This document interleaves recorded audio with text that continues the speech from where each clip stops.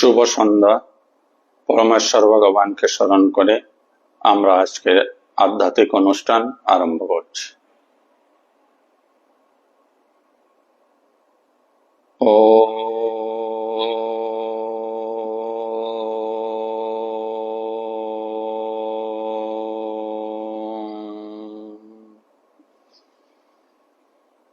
শ্রী পরমাত্মনে নমঃ। আজকের গীতা আলোচনা শুরু করার পূর্বে আমরা আমাদের স্বরূপ চিন্তন করব। আমি শক্তিশালী আত্মা, আমি শক্তিশালী আত্মা, আমি দেহ নই, মন নই, বুদ্ধি নই, আমি নিত্য শুদ্ধ বুদ্ধ মুক্ত আত্মা, আমি সৎ চিৎ আনন্দময়। তার আগের দিন ফেসবুক লাইভ অনুষ্ঠানে আমরা শ্রীমদ্ ভগবদ গীতার 11 অধ্যায় বিশ্বরূপ দর্শন যোগের 18 নম্বর শ্লোকটি পর্যন্ত আলোচনা করেছিলাম। 18 নম্বর শ্লোকে অর্জুন বলেছিলেন ভগবান শ্রীকৃষ্ণকে উদ্দেশ্য করে, তুমি পরম ব্রহ্ম এবং একমাত্র জ্ঞাতব্য, তুমি বিশ্বের পরম আশ্রয়, তুমি অভয় সনাতন ধর্মের রক্ষক এবং সনাতন পরম পুরুষ, এই আমার অভিমত। আজ তার পরবর্তী শ্লোক ক্রমসংখ্যা 19 থেকে আমরা আলোচনা শুরু করব।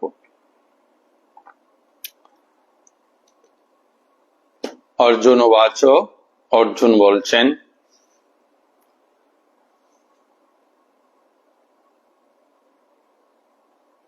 অনাদি মধ্যন্তম অনন্ত বীর্যম অনন্ত বাহুম শশী সূর্য নেত্রম পশ্যমি তাম দীপ্ত হুতাশ বক্তুম সৌতেজসা বিশ্বমিদম তপন্তম। অর্জুন বলিলেন, আমি দেখছি তোমার আদি মধ্য ও অন্ত নেই। আমি দেখছি তোমার আদি মধ্য ও অন্ত নেই। তুমি অনন্ত বীর্যশালী ও অসংখ্য বাহু বিশিষ্ট এবং চন্দ্র ও সূর্য তোমার চক্ষুদ্বয়। তোমার মুখমণ্ডলে প্রদীপ্ত অগ্নির জ্যোতি এবং তুমি স্বীয় তেজে সমস্ত জগৎ সন্তপ্ত করছ।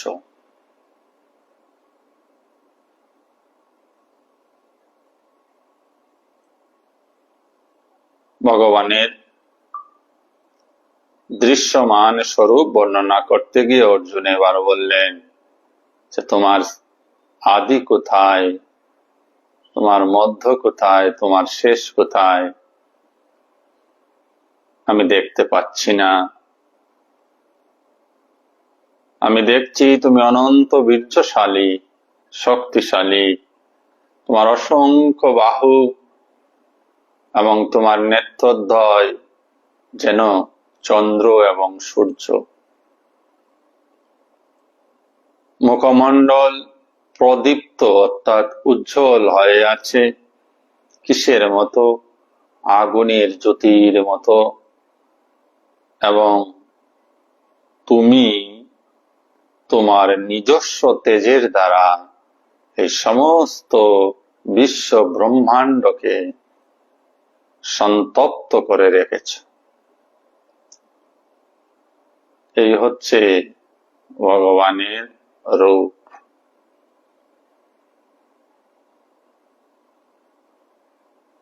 এই রূপ দর্শন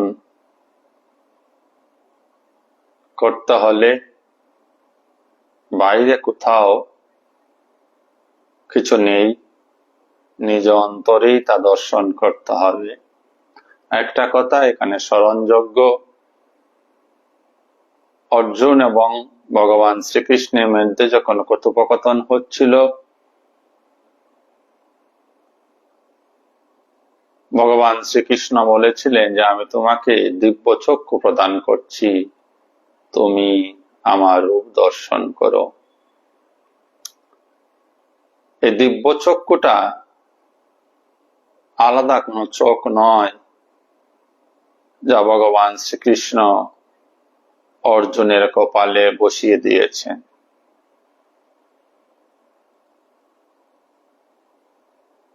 অর্জুনের প্রেম ভালোবাসায় শরণাগতিতে তুষ্ট হয়েই ভগবান তাকে তার রূপ দর্শন করিয়েছিলেন। বাস্তবিক পক্ষে ভগবান যে রূপ ধারণ করে আছেন বা সেই সময় অর্জুনের সামনে ছিলেন, সব অর্জুন অন্তর থেকে দেখতে পাচ্ছিল। তাতে সেই ভগবানের মধ্যে সমাহিত হয়ে আছিল, আলাদা কিছু নেই। অর্জুন আলাদা, ভগবান শ্রীকৃষ্ণ আলাদা, এরকম আলাদা কিছু ছিল না, একটাই ছিল। যদি আলাদা দুজন থাকতেন তাহলে ভগবান যে এক এবং অদ্বিতীয়, এই শাস্ত্রের ব্যাখ্যাটার হানি হয়ে যেত। ভগবানের মধ্যেই অর্জুন, অর্জুনই ভগবানের রূপকে দেখছে, অর্জুন নাম হয়ে রূপ দর্শন করছে। কিন্তু তখন তার কি রূপ ছিল অর্জুন কিন্তু জানে না। ভেরি ইম্পর্টেন্ট কোয়েশ্চন, বা এখানে ইম্পর্টেন্ট কথা হচ্ছে, অর্জুন ভগবানের রূপ দর্শন করছে, কিন্তু অর্জুনের রূপ কি অর্জুন কিন্তু তখন জানত না। এই হচ্ছে ভক্ত এবং ভগবানের মিলন। এই হচ্ছে আত্মবোধে বোধিত হওয়া, যেখানে পরমাত্মায় সম্পূর্ণরূপে সমাবিষ্ট হয়ে যাওয়া যায়। তখন নিজস্ব নাম, নিজস্ব আকৃতি, নিজস্ব রূপের আর কোনো ভেদজ্ঞান থাকে না। ইহাকেই বলা হয় পরম সমাধি অবস্থা।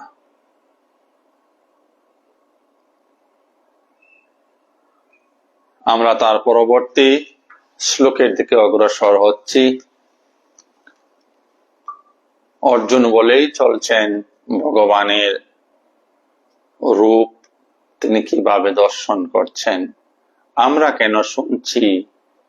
আমরা এই জন্যই শুনছি যে আমরাও ভগবানের এই স্বরূপ, যা প্রকৃতপক্ষে আমারই স্বরূপ, আপনারই স্বরূপ, তা দর্শন করার জন্য যেন আমাদের মনেও ব্যাকুলতার সৃষ্টি হয়, যেন আমরাও এই দর্শনের জন্য পাগল হয়ে উঠি। এই দর্শন এমন, যেখানে আর মানুষে মানুষে ভেদাভেদ থাকবে না, জগতে ঈশ্বরে ভেদাভেদ থাকবে না। যত ধরনের ভেদাভেদ আমরা কল্পনা করতে পারি, সমস্ত ভেদাভেদ লীন হয়ে যাবে, শেষ হয়ে যাবে। আর ইহাই মানব জীবনের শ্রেষ্ঠ অবস্থান। সাধারণ মানুষ বিভিন্নতায় বাঁচে, সাধারণ মানুষ বিভেদে বাঁচে, তাই আমাদের মধ্যে এত কোলাহল, আমাদের মধ্যে এত সংগ্রাম, আমাদের মধ্যে এত লড়াই। কিসের লড়াই? কেনই বা লড়াই করছি কেউ জানে না। সবাই নিজেকে অন্য থেকে আলাদা ভাবছে, আর এই আলাদা ভাবার জন্যই মানুষ মানুষকে মারছে, মানুষ মানুষকে যন্ত্রণা দিচ্ছে। গতকালও বলেছিলাম যে পৃথিবীতে একমাত্র জীব মানুষ যে একে অন্যকে হত্যা করে, একে অন্যকে যন্ত্রণা দেয়, একে অন্যকে মেরে ফেলে, একে অন্যকে ঠকায়, একে অন্যকে কলঙ্কিত করে। আর কোন জীবকুলের মধ্যে এই ধরনের ব্যবস্থা দেখা যায় না, এই ধরনের অবস্থা দেখা যায় না। একটি গরু আর একটি গরুকে মারে না। স্বজাতি বলে স্বজাতির প্রতি তার ভালোবাসা রয়েছে, প্রেম রয়েছে। হরিণ হরিণকে শিকার করছে না, পাখি পাখিকে শিকার করে না। বিজাতীয় জীবের মধ্যে হত্যা হয়, বিজাতীয় জীবের মধ্যে মারামারি হয়। স্বজাতীয় জীবের মধ্যে একটি পিঁপড়েও অন্য আর একটি পিঁপড়েকে মারে না। কিন্তু আমরা শ্রেষ্ঠ জীব বলে নিজেদেরকে পরিচয় দেই, অথচ একে অন্যকে হত্যা করতেও আমরা কুণ্ঠাবোধ করি না। আমাদের মধ্যে এত বেশি বিভেদ জ্ঞান, সে বিভেদ জ্ঞান নারী পুরুষ বেদে বিভেদ জ্ঞান, বিভিন্ন ধর্ম বেদে বিভিন্ন বিভেদ জ্ঞান, দেশ বেদে বিভেদ জ্ঞান, ভাষা বেদে বিভেদ জ্ঞান, সংস্কৃতি বেদে বিভেদ জ্ঞান। এই সমস্ত বিভেদ জ্ঞানের মধ্যে আমরা সবাই রয়েছি। আমরা যে মানুষ, পৃথিবীর শ্রেষ্ঠ জীব, এবং আমাদের মধ্যে ঈশ্বর বহুলভাবে প্রকাশিত হয়ে আছেন। সব মানুষের জীবন বাঁচার কৌশল, জীবন বাঁচার পদ্ধতি, জীবন বাঁচার জন্য আচার অনুষ্ঠান, জীবন বাঁচার জন্য ধর্মীয় পদ্ধতি আলাদা হতে পারে। এগুলি সৃষ্টি মানুষেরাই করে নিয়েছে। এই যে পৃথকীকরণ, এত পৃথকীকরণ, তার মধ্যেও তো আরো ভয়ঙ্কর যেটা পৃথকীকরণ, সেটা হচ্ছে দরিদ্র এবং ধনীর মধ্যে পৃথকীকরণ। শোষিত হচ্ছে একদল, একদল বঞ্চিত হচ্ছে, একদল খেতে পাচ্ছে না, একদল লাঞ্ছিত হচ্ছে অপর দলীয় মানুষের যন্ত্রণায়। এত বিভেদ জ্ঞান, কেউ কোথাও আমাদের মধ্যে আমরা আমাদের যে মানবিক জ্ঞান, পারমার্থিক জ্ঞান, তার কিন্তু কোথাও ব্যবহার করি না। আমরা ধর্মীয় উন্মাদনায় ভুগছি, জাতিগত উন্মাদনায় ভুগছি, ভাষাগত উন্মাদনায় ভুগছি, আর অঞ্চলগত উন্মাদনায় ভুগছি, দেশগত উন্মাদনায় ভুগছি।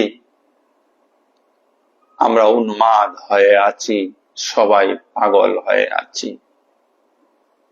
আর এই পাগলামির কারণ আমরা কিন্তু একবারও বিচার করি না। বিচারহীন আমাদের এই পাগলাম,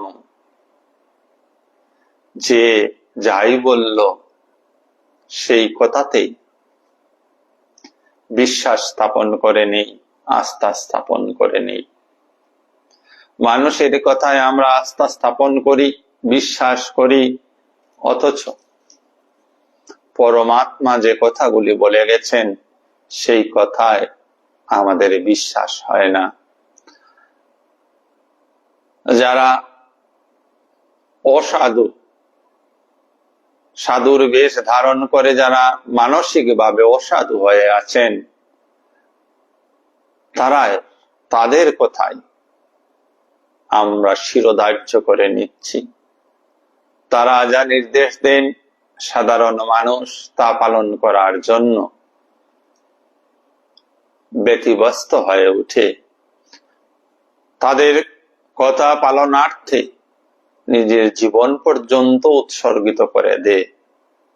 অসম্ভব আমরা একবার বিচার করি না, অথচ বুদ্ধি, বিচার করার ক্ষমতা, বিবেক আমাদের মধ্যে রয়েছে। শাস্ত্র গ্রন্থগুলির আমরা দ্বারে যাই না, শাস্ত্র গ্রন্থগুলোর সাথে আমাদের পরিচয় নেই।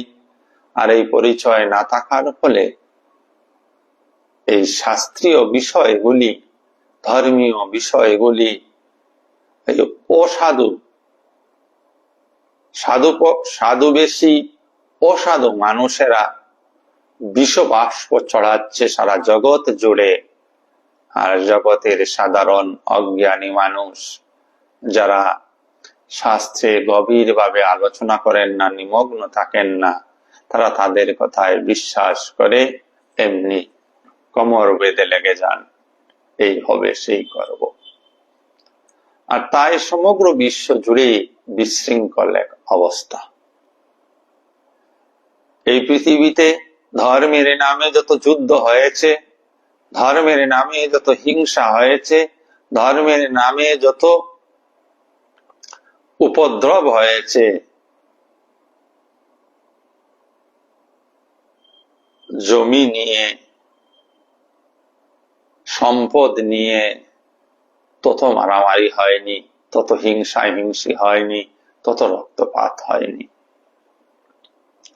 যে জিনিস মানুষের কাছে পবিত্রতম হওয়া উচিত ছিল, যে জিনিসের ধারণা, যে জ্ঞানের ধারণা প্রতিটা মানুষের হওয়ার কথা ছিল, মানুষ ভুলবশত সে জ্ঞানকে ধারণ না করে পাগল, উন্মত্ত, অসাধু মানুষের কথায় পরিচালিত হয়ে এই পৃথিবীতে রক্তের বন্যা ধর্মের নামে বইয়ে দিয়েছে। আজও সেই বন্যা বইছে। তার জন্য একমাত্র আপনি এবং আমি দায়ী, আমরা সবাই দায়ী। আমরা শাস্ত্রে কি লেখা আছে, সে যে ধর্মাবলম্বী হোক না কেন, তার শাস্ত্রে কি লেখা আছে সেই পড়ার অবসরটুকু তার নেই, সেই বিষয়ে চিন্তন করার অবসরটুকু নাই। তাই আমাদের মধ্যে আজ এই অবস্থা। আজ আমরা পশু থেকে মানুষকে ভয় বেশি পাই। পশু আমাদের বিশেষ কোনো ক্ষতি করে না, একটি হাতি আপনার বিশেষ ক্ষতি করে না, বাঘ আপনার বিশেষ ক্ষতি করে না, কিন্তু মানুষ আপনার বিশেষ ক্ষতি করে ফেলবে। তাই আপনি ঘরে যত উন্নত মানের তালা আছে সেই তালা লাগাচ্ছেন, ক্যামেরা লাগাচ্ছেন, পাহারাদার রাখছেন, কেন? কিসের হাত থেকে রক্ষা পাওয়ার জন্য? কিসের থেকে নিজেকে রক্ষা করার জন্য? নিজের সম্পদকে রক্ষা করার জন্য। এই বুদ্ধিহীন, বিবেকহীন পশুগুলো তোকে না, বুদ্ধিযুক্ত, বিবেকযুক্ত মানুষের হাত থেকে। এই কথাটা ভাবলে বুঝতে পারবেন আজ মানুষের মানবিকতা কি অধঃপতন হয়েছে।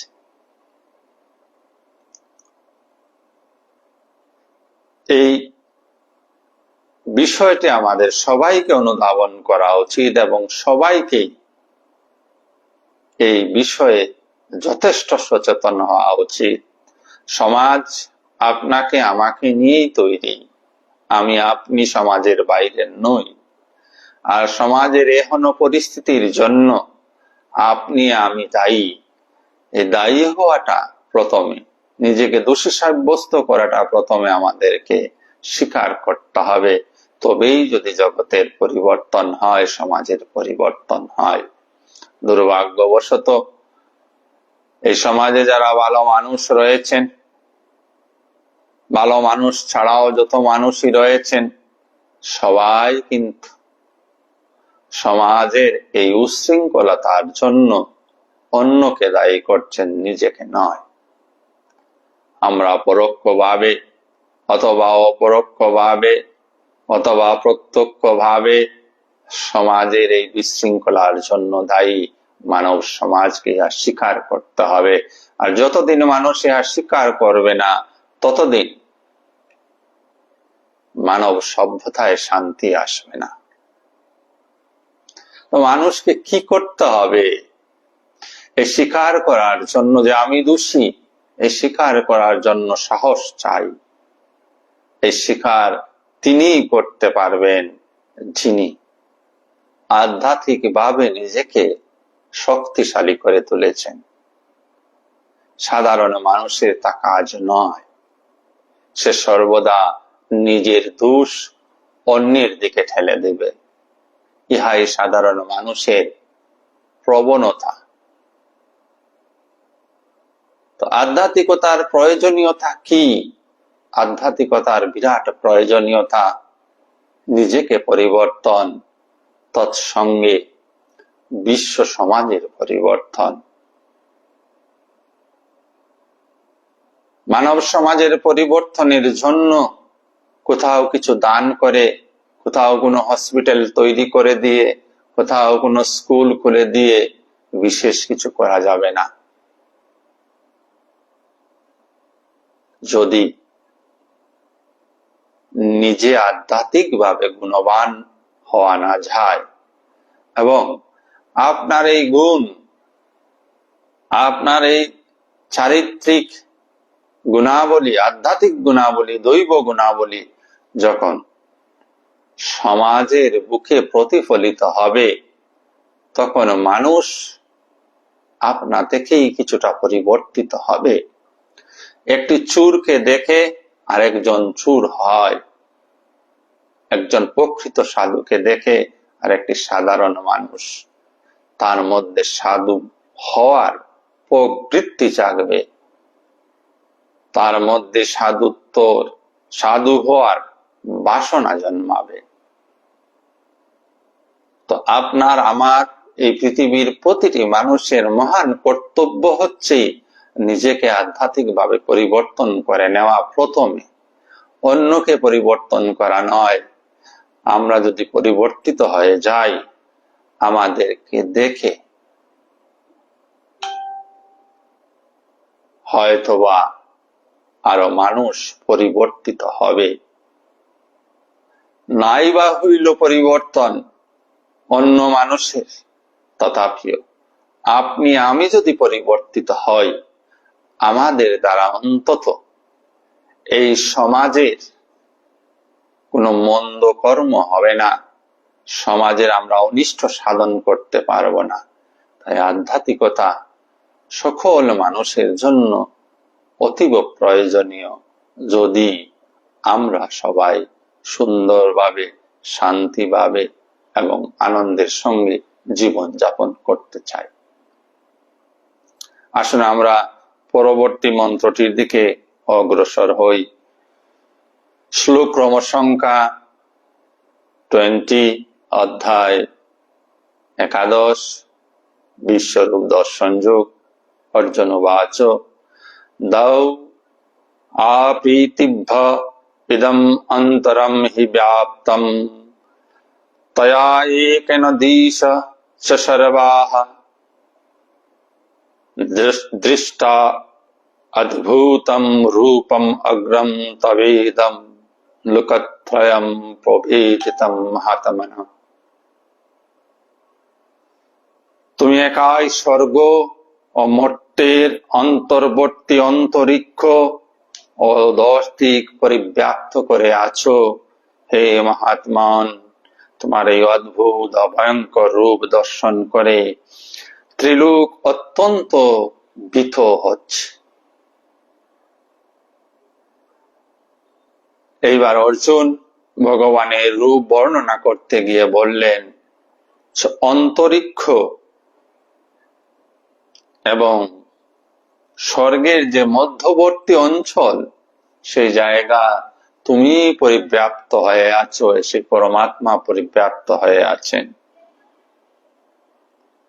ভগবানের যে রূপ অর্জুন দর্শন করছেন, সেটা ভগবানের সৌম্য রূপ নয়, শান্ত রূপ নয়।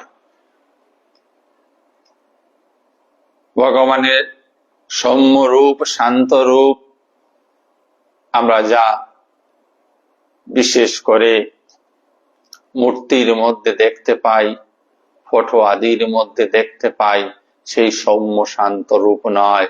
ভগবান যেন এক উগ্র মূর্তি ধারণ করে আছেন। তাই অর্জুন বললেন, তোমার এই ভয়ঙ্কর অদ্ভুত মূর্তি দেখে এই সমস্ত ত্রিভুবনের জীবকুল শঙ্কিত হয়ে আছে, ভীত হয়ে আছে। কেন ভগবান উগ্র মূর্তি ধারণ করলেন? আমাদের স্মরণ রাখা উচিত, ভগবানের এই বিশ্বরূপ দর্শনের বিষয়টা কুরুক্ষেত্রের যুদ্ধ ময়দানে হচ্ছে। যুদ্ধ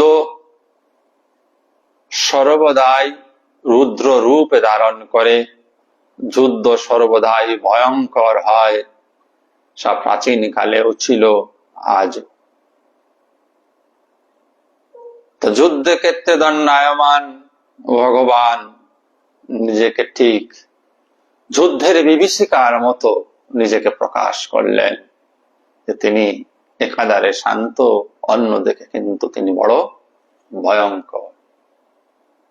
তিনি বিষ্ণু, আবার তিনি রুদ্র, শিব মহাদেব। রুদ্র রূপ ধারণ করতে পারেন। কখন রুদ্র রূপ ধারণ করেন? যখন প্রলয়ের প্রয়োজন, তখন রুদ্র রূপ। যখন ধ্বংসের প্রয়োজন, তখন রুদ্র রূপ। আপনার আমারও প্রত্যেকের শান্ত রূপ আছে, আবার রুদ্র রূপও আছে। আমরা সাধারণ মানুষেরা যখন রুদ্র রূপ ধারণ করি, তখন সেটা আমাদের কামনা বাসনা মুখের তাড়নায় হয়। নিজস্ব কামনা বাসনাকে চরিতার্থ করার জন্য আমরা রুদ্র মূর্তি ধারণ করি। যদি এই রুদ্র মূর্তি হয়, তাহলে এই রুদ্র মূর্তি আপনার মনের শান্তির বিঘ্ন নাশক, আপনার আনন্দের বিঘ্ন নাশক, আপনার নিজেকে নিজে ধ্বংস করা। আর যে আধ্যাত্মিক জ্ঞানে পরিপুষ্ট হয়ে রুদ্র রূপ ধারণ করেন, তখন সেই রুদ্র রূপ হবে জগৎ কল্যাণের জন্য। তখন সেই রুদ্র রূপ হবে অধর্মের ধ্বংসের জন্য, অধর্মকে বিধ্বস্ত করার জন্য। তাই বিভিন্ন মহাপুরুষগণ, যাদের জীবনে আমরা অনেকেই পড়াশোনা করেছি, তাদের আমরা রুদ্র রূপ নিতে দেখেছি। কেন? সমাজকে সুশৃঙ্খলিত করার জন্য, সমাজকে সুচারু রূপে পরিচালনা করার জন্য।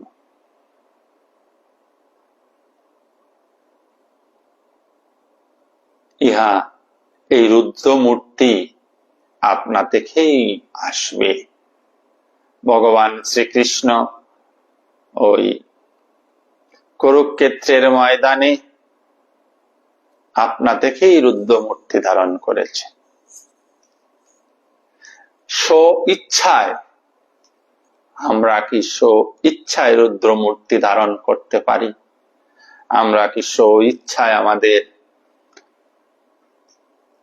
ক্রোধের মূর্তি ধারণ করতে পারি? না। ক্রোধ ক্রোধ যখন আমাদের হয়, রুদ্র রূপ যখন আমাদের হয়, আমরা নিজেরাই জানি না। আমরা মনে অসচেতন অবস্থায় গিয়ে রুদ্র রূপ ধারণ করে ফেলি। ভগবান শ্রীকৃষ্ণ কিন্তু সচেতনতার সঙ্গে জেনে শুনে অর্জুনকে বোঝানোর নিমিত্তেই রুদ্র রূপ ধারণ করেছেন, ভয়ঙ্কর রূপ ধারণ করেছেন। ইহাই সাধারণ অজ্ঞানী মানুষ আর মহাপুরুষের মধ্যে তফাৎ। তারা স্বীয় ইচ্ছা বশত রুদ্র রূপ ধারণ করতে পারেন, আর আমরা ইচ্ছা তো দূরে থাক, জানি না কখন আমরা রুদ্র মুক্তি ধারণ করে ফেলি। হুশই থাকি না, বেহুশ হয়ে আমরা রুদ্র মূর্তি ধারণ করি।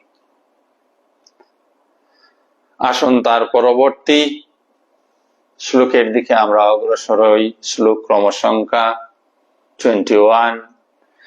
অমিহি ত্বাম সুরসঙ্গা বিশন্তি কেচিৎ ভীতঃ প্রাঞ্জলয়ো গৃণন্তি স্বস্তীতি উক্তঃ মহর্ষি সিদ্ধ সংঘঃ স্তবন্তি তাম স্তুতিভিঃ পুষ্কলাভিঃ।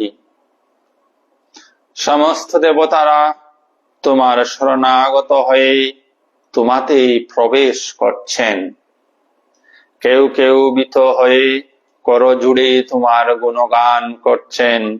মহর্ষি ও সিদ্ধেরা জগতের কল্যাণ হোক বলে প্রচুর স্তুতি বাক্যের দ্বারা তোমার স্তব করছেন। অর্জুন ভগবান শ্রীকৃষ্ণকে বলছেন, আবারও বলছি, এই সমস্ত কিছু আলাদা পৃথক কিছু নয়। অর্জুন পৃথক হয়ে আছেন, ভগবান শ্রীকৃষ্ণ পৃথক হয়ে আছেন না, দুজনই তখন মিলেমিশে একাকার হয়ে যাচ্ছেন।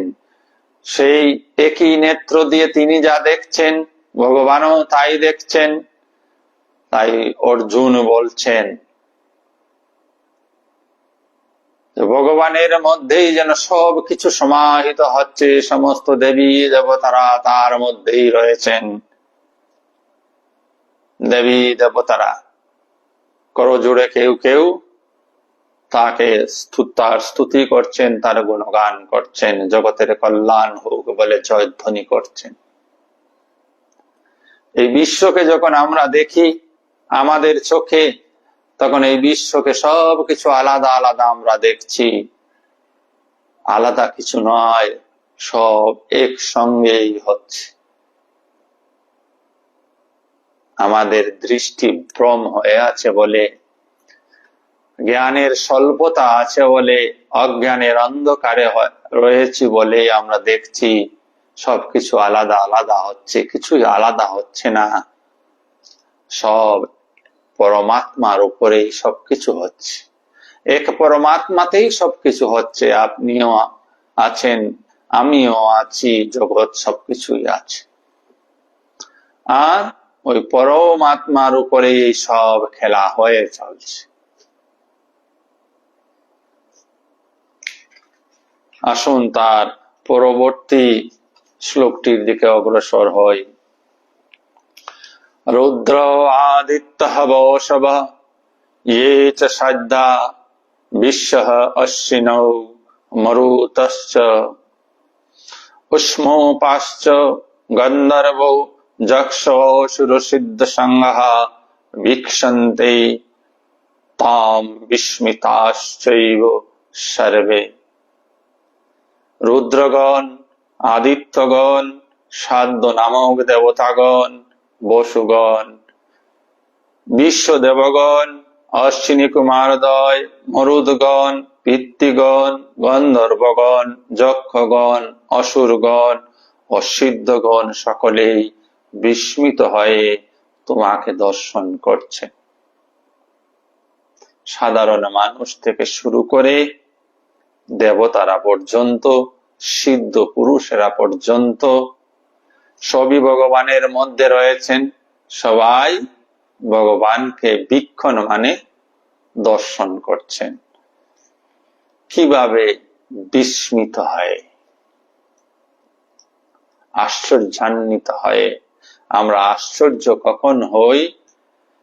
কোনো কিছু দেখে আমরা তখনই আশ্চর্য হই যখন ওই বস্তুটি আমাদের বুদ্ধির পরিসীমার বাইরে, আমাদের বুদ্ধি বুঝতে সক্ষম হয় না, তখনই আমরা বলি এই বস্তুটি বড় আশ্চর্যজনক। যা আপনার বুদ্ধির ভিতরে চলে আসে তা কখনোই আপনার কাছে আশ্চর্য বোধ হবে না।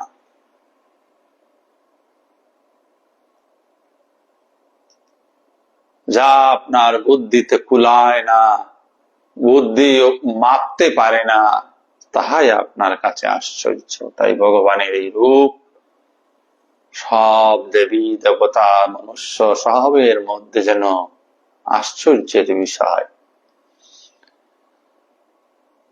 শ্লোক ক্রম সংখ্যা 23। অর্জুন উবাচ রূপম হত্যে বহু প্রক্ত নেত্রম মহাবাহু বহু বহু বাহু উরুপাদম বহুদরম বহুদংষ্টাকারালম দৃष्ट्वा লুকা প্রবেতি ততত অহম।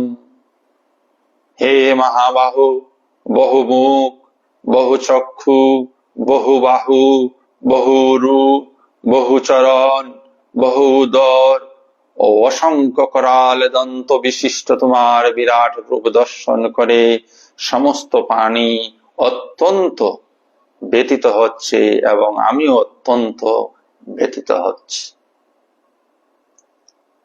বলা হলো ভগবানের অসংখ্য মুখ। যত জীব রয়েছে সব মুখই ভগবানের মুখ। যত হাত রয়েছে সব হাত ভগবানের হাত। তাই বলা হলো বহু মুখ, বহু হাত, বহু পা, বহু রূপ, বহু চোখ, বহু মুখ, সবকিছু অনেক অনেক। তার কিন্তু পরিসংখ্যান দেওয়া যাচ্ছে না, গুণে বার করা সম্ভব নয় কতটা হাত, কতটা পা। সমস্ত জীবকুলের যা যা কিছু সব পরমাত্মার মধ্যেই রয়েছে। তাই বললেন তোমার এই ভয়ঙ্কর রূপ দেখে জগৎবাসী ভীত হচ্ছে, আমিও ভীত হচ্ছি।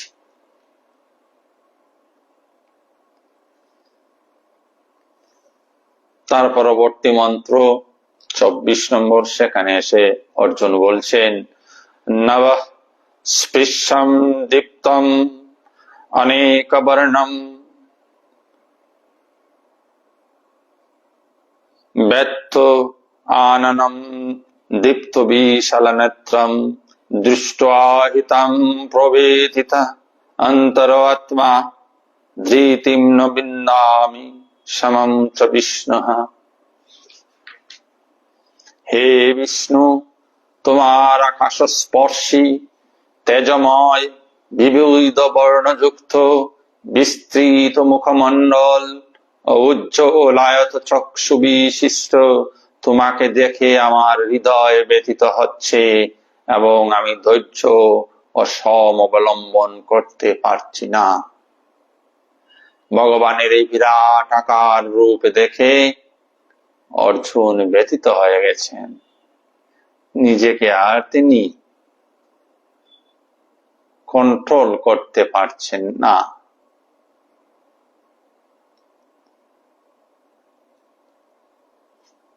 তাই তার পরবর্তী মন্ত্রগুলোতেও বা শ্লোকগুলির মধ্য দিয়ে ভগবানের এই ভয়ঙ্কর রূপের বর্ণনা তিনি করবেন। আজকে আমরা আলোচনা এখানে সমাপ্ত করব। আমরা 24 নম্বর শ্লোকটি পর্যন্ত আলোচনা করেছি। আগামী দিন আমরা তারপরের থেকে আলোচনা শুরু করব। যারা যারা আজকের এই অনুষ্ঠানে যুক্ত হয়েছেন তাদের সকলে অন্তরাত্মাকে আমার শত সহস্র প্রণাম। ওম শ্রীরামকৃষ্ণ অর্পণম অস্তু। শুভরাত্রি। সবাই ভালো থাকবেন, সুস্থ থাকবেন, আনন্দ থাকবেন। আবার দেখা হবে, আবার কথা হবে, আবার আমরা এই অনুষ্ঠানে যুক্ত হব, এই আশা রেখে আজকের অনুষ্ঠান এখানেই সমাপ্ত করছি। ধন্যবাদ।